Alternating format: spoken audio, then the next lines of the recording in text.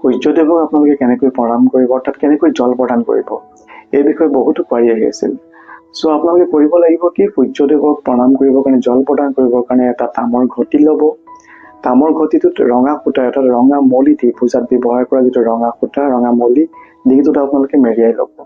তাৰ পৰা ঘটিটোত আপোনালোকে পানী দিব, পানীৰ লগত অকণমান আৰৈ চাউল দিব, আৰু সেই পানীতে অকণমান চেনি দিব, দুফুটমান আঙুলি মূৰত অহা অকণমান আৰৈ চাউল, অকণমান চেনি, তাৰ পৰা অকণমান ৰলি, যিটো পূজাত ব্যৱহাৰ কৰা ৰঙা সেন্দুৰটো, সেই ৰলি অকণমান দিব।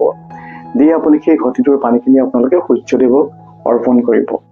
প্ৰক্ৰিয়াটো ভেৰি চিম্পল, বাট কোৱাৰি আহি আছিল যে কেনেকৈ কৰিলে আচলতে ভাল হয়। আৰু এটা কথা মই এইখিনিতে কওঁ, কোনটো সময়ত কৰিলে বেছি ভাল হ'ব। আচলতে সূৰ্যোদয় যিটো সময়ত হয়, ৰাতিপুৱা আপোনালোকে গুগল কৰিলে গম পাব যে সেই দিনটোত কোনটো সময়ত সূৰ্যোদয় আছে। চাই লৈ তাৰ আধা ঘণ্টাৰ ভিতৰলৈকে এটা ফাৰ্ষ্ট ফেজ বিৰাটেই ভাল।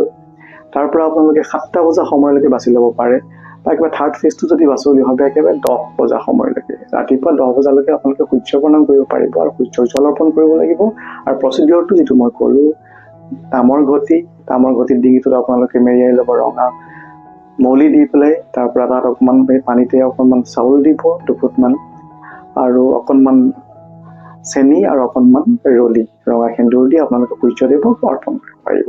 মই বিশ্বাস আপোনালোকে উপকৃত হৈছে আৰু ভাল পাইছে। বাট এটা কথা মনত ৰাখিব, যিসকল ব্যক্তিৰ ড্ৰাইভাৰ বা কণ্ডাক্টৰ কেনেবাকৈ যদি এইড হয়, তেওঁলোকে কিন্তু সূৰ্য প্ৰণাম বা এই প্ৰক্ৰিয়াটো আপোনালোকে কৰিব নোৱাৰিব। Thank you friend.